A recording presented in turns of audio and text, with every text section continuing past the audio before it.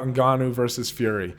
What a fucking announcement this is. I mean, you got to think with all the beef with Dana White and Ngannou leaving the UFC and Dana saying it's a gimmick fight against Fury and it'll never happen and blah, blah, blah, blah, blah. And PFL's giving him all this money and they don't even know if the fight's going to happen.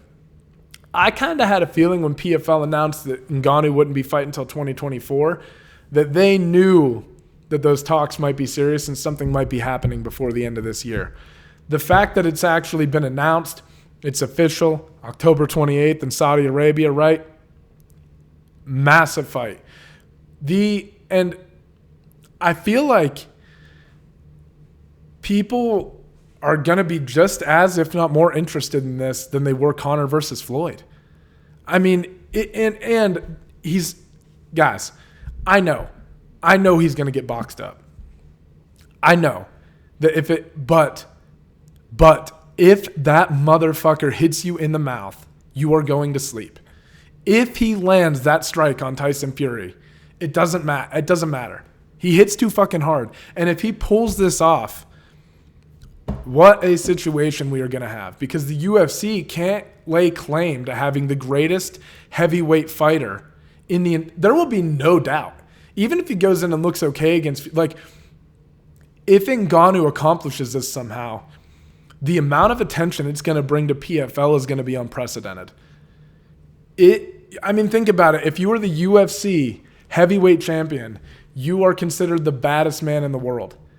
I understand that they got John Jones over there, but if Ngannou goes cross-sport and pulls this off and then goes back to PFL and starts starching guys there, you got if he knocks Tyson out, everyone's going to say Ngannou is the baddest dude. Like, you have to see him versus Jones.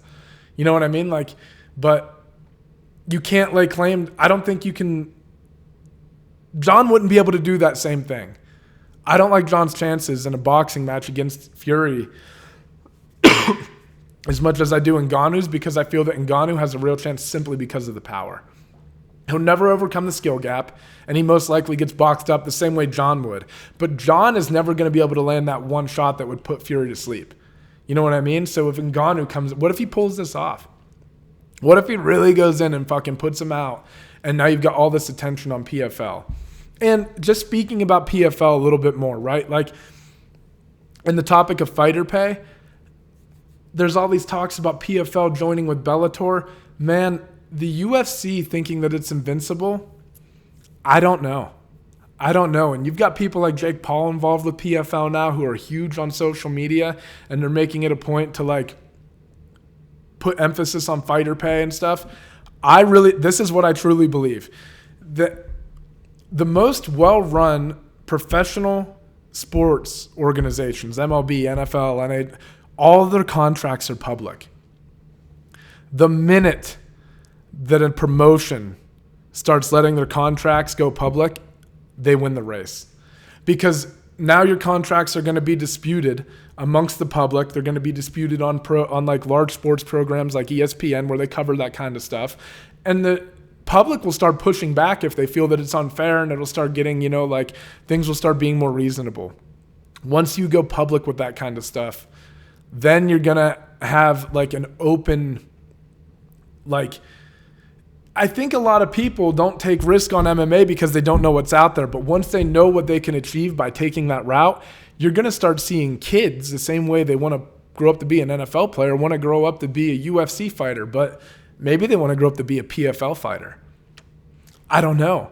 I kind of think that the battle between promotion, it seems like the UFC can never lose, right? And right now they have the deepest and the most, like, they have the deepest, they do the best job of recruiting, and I think that's the most important part. But if an organization like PFL, it's kind of like, who wins the recruitment process? Who starts recruiting the better prospects? I think the company that goes public and lets their contracts get out to the world, right? Allows unions to develop, all that, whatever. I don't know how that shit works, to be honest with you, but, like, I just know that when contracts go public, that is going to be the key. It'll put public pressure on them to make more money. They'll compare what the company's making to what the players are actually getting paid. you hear all these rumors and stuff like the UFC is always like, oh, we take care of our fighters. Don't worry about it. We take care of them. And you hear some guys say, oh, I'm super happy with the UFC. They've always done this. They've always done that. Maybe they're handing out. I don't know what the fuck they're doing. But I just know if it goes public, the public would go, yeah, but like you should be getting way more than that. Like you think you're getting this, but you're actually kind of getting fucked. I'm telling you, man, go public with the contracts and the fighters will get what they deserve. It is as simple as that, right? But got to get a union or some shit together to like push that stuff through. I don't know. Anyway, I'm running out of time here, guys. I got to hop off. I got some shit to do, but just wanted to take a few minutes and get this out there as opposed to just not talking about anything going on, right? Like I said, Ngannou versus Fury is huge, and I think Ngannou could single-handedly have a major impact on the future of MMA, win or lose against Fury. If he wins, it certainly accelerates and helps things.